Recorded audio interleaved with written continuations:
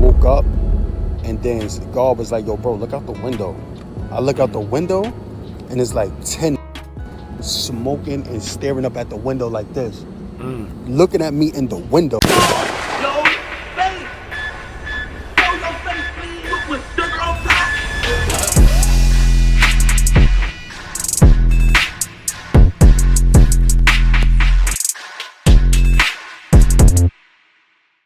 Alright y'all, now I know we talk a lot on this channel about how guys were set up or backdoored because they had poor situational awareness or just trusted somebody a little too much when all the red flags were still in their face.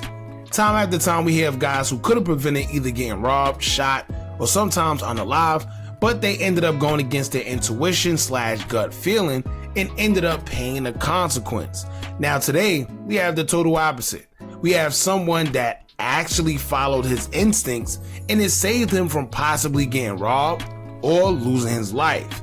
Now, of course, he still made some obvious mistakes that didn't make sense, and I'll point that out as the video go on. But the most important part is that nothing happened to him and he's here to tell his story. Now, the guy goes by the name of Rico Wu, who is affiliated with Brooklyn rapper Pop Smoke, rest in peace, and his Wu label. I'll leave his name in the comments, so if you would like to see more content, you could go over there and support. But in the meantime, make sure you hit that thumbs up button so we can get this video into the algorithm. And if you not subscribed to the platform already, make sure you do so now. Let's get into it. Story time on how try to backdoor me and fail. I bet. So I'm in Brooklyn, right? And when I come to New York, right, I book a hotel. I don't really know how long I'm in New York for, so sometimes I might come to New York for like 4 days, sometimes a week. So most of the time, the max I book a hotel was for like 3-4 days. So I remember I booked a hotel, and then I ended up staying, so I ain't had nowhere to stay. So I'm like, I bet, let me call around, see if I can find a hotel right quick. Everything was booked, bro, because I normally only book in the city, so everything in Manhattan really was either really booked up or too much. But the crazy part is it really wasn't about the money. I think I was just not in the right mind because I was probably tired and it was last minute. So I'm like, but not only that, let me tell y'all, for y'all that know anything about them hotels, it's like they know you desperate when you call at a certain time. So if you call at like 12, 1, $150 room can go all the way up to like 300. You like, yo, how you added a whole nother 150? I think they be pocketing that money because they know dudes is so eager to get a room, and they know that most of the time everything is booked. So like I said, your room could go from, you found a $60 room a night, and next to you know, that $60 a night turned into 120. How? I'm like, I bet. So I'm like, you know what? Let me call some hotels in the Bronx that I normally stayed in back in the days. I called like 2 or 3 of them that I know of, and it was booked up for the day. So I'm like, I bet. Brooklyn is dusty, so I'm like, you know what, bro? I'ma just settle for trying to book something in Brooklyn. So I called a few. They was like, yo, we got it, but we ain't got no parking lot, because I got a Rolls Royce. So I'm like, I'm not parking on the street. So I said, I bet. So I found one, right? Wait a minute. So, all right, hold up. He said he tried the Bronx first because Brooklyn is dusty. But if you know anything about the borough, I don't know why he would pick the Bronx over. And then he got a Rolls Royce. He's trying to park into the parking lot of a hotel in Brooklyn or Bronx. Oh yeah, this is gonna be good. With a parking lot, and I'm like, I bet I'm gonna pull up. I pulled up there, and they had a parking garage in the back of it. I'm like, it was no cars in there. I think it was just like one car. And I'm like, I bet. So I pulled up, and I parked the car in the back, and I told Shorty, I said, yo, listen, hold on right here. I'm gonna go and pay for the room. I'll be right back. So I ended up going in the hotel lobby, and it was in there talking to the catch, whatever it is, that check you in. So they just vibing for like a minute, like talking, like, you know, when you talk to somebody like y'all know each other, like you're having a whole conversation, and then it turned around and I seen his face. I'm like, oh, what up, bro? This is, you know, somebody that I fake thought was, you know, was cool with. From the gram, I'm like, oh, what up, gang? What's the vibes? Like, we 212 and we talking and all that. And, you know, we give each other a handshake like, yo, safety, bro, da-da-da-da.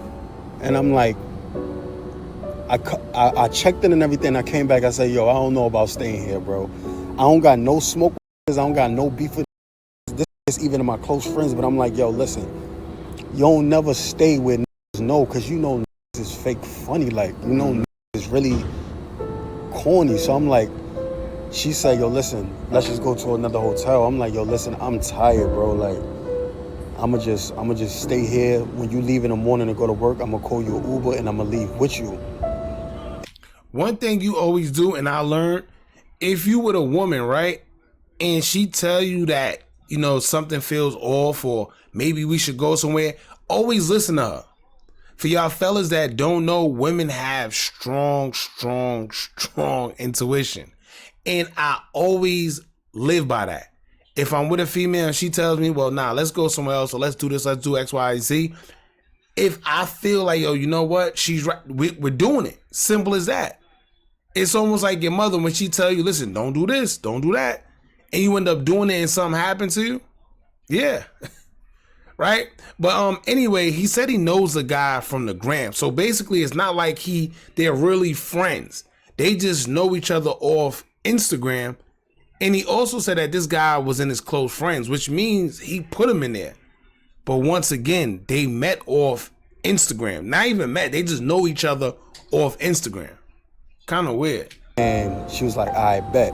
So we go to sleep, we wake up, she wake up like at 6:30. So I'm like, yo, bet, I'm gonna call you Uber. She like, yo, just, you leaving? I said, yo, I ain't gonna hold you. I'm fake tired, so I'm gonna stay for like another half an hour, then I'm gonna get up and leave. So I woke up like around 7:30 and I'm like, yo, that, I'm going back to sleep. I woke up, looked out the window, make sure they didn't try to take the wheels off the car, do no. So I'm like, I bet. I went back to sleep and I was like, yeah, you know what's funny? It's people in the comments that was saying, oh, why would you check outside? What made you check outside for the tires? And let me tell you, if you're not familiar with New York, you wouldn't understand. Right? You wouldn't understand. And it don't matter where you at, whether it's Queens, Bronx, Brooklyn, Harlem, Staten Island. It don't matter where you at. This is universal.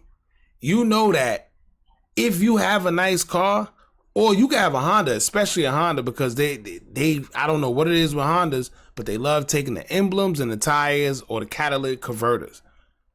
If you are in New York, you better, if you parked anywhere and you have a nice car, you better pay attention to them wheels. Look outside every now and then, because before you know it, you wake up in the morning, them tires will be gone. I kid you not. It happens in other places more than others, but the chances of it happening is very, very high. I'm gonna wake up like 8:39. I'm gonna leave for real. So I woke up 8:39. I looked at the time. I went back to sleep. So I wake up now. It's like 9:45. I woke up, and then God was like, "Yo, bro, look out the window." I look out the window, and it's like 10 smoking and staring up at the window like this, looking at me in the window. I'm like, hold on. What the?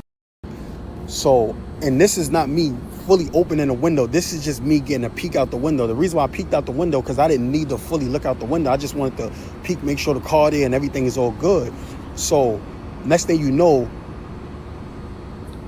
I call, I forgot who I called, but I'm like, yo, I think niggas trying to backdoor me. And I'm getting dressed at the same time because I know checkout is coming in like 20 minutes.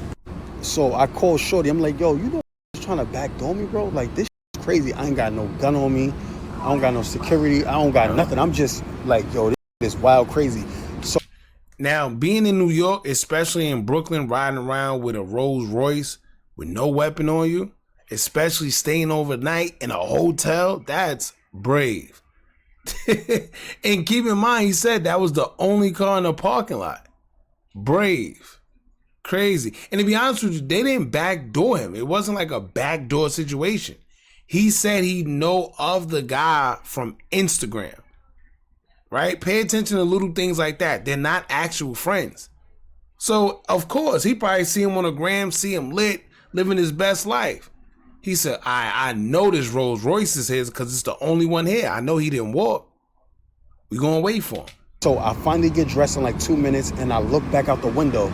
So the two cars that was sitting there with they basically blocked me in and they cut their headlights off. But you know, if you got like a BMW, you know, you got the halo lights around it. So I could tell that in it because it was just no cars right there. So they blocked me in.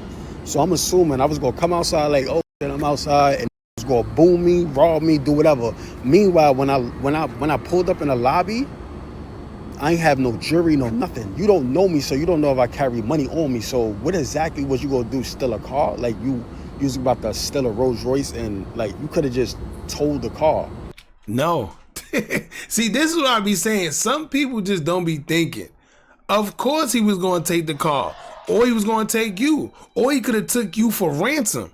See what I'm saying? Or he could have took you to your house, made you drive to your house and say, listen, you better either give me the key to the safe or you better go to the ATM. You better do something. Wherever it was, they could have took him, whether you had jewelry on or not. If he know you from the gram and he's looking at you from Instagram and he see you got all these chains on, the Rolls Royce, money got to be near somewhere, right?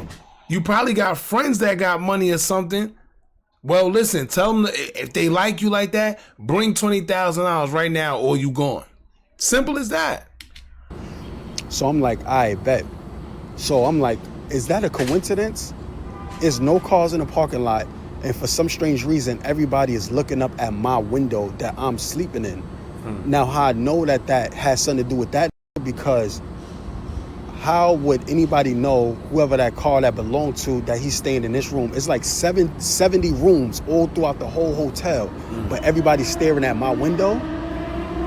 I'm like, I bet. Come back for part 2. All right, so he didn't drop the part 2, right? But just judging from this, like I said, thank God he had good situational awareness, because instead of going outside first, he looked outside. Personally, that's something I do whenever I go, whether it's an Airbnb or a hotel. I do that myself because you just never know, right? Now, he said, how would the guys know which room he's at and who the car belonged to? Well, one, if it was the only car out there, 9 times out of 10, if they look on his gram and he's flashing, they know that that car must belong to him. Or even if they don't know if it belonged to him or not, they just know it's a Rolls Royce. So anybody that come out to this car, 9 times out of 10 got some type of money, whether it's yours or you rent it. You gotta have some type of money to be in this vehicle. So either or, once you come here, we're gonna take you and get whatever we can from you, whatever.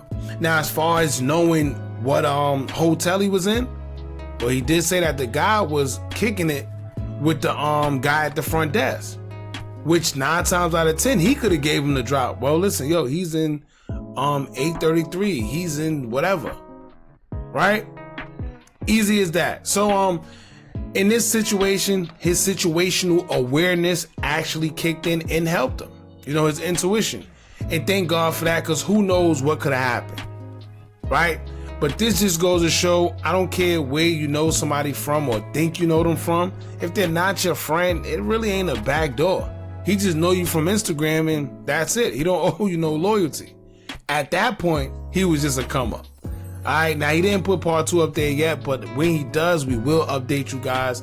In the meantime, y'all jump in the comments, let me know what y'all think about this. Don't forget to like, comment, share, and subscribe. Hit that bell so you're notified every time we drop new content. And remember, as long as you keep on watching, I'ma keep on dropping. And I'm out.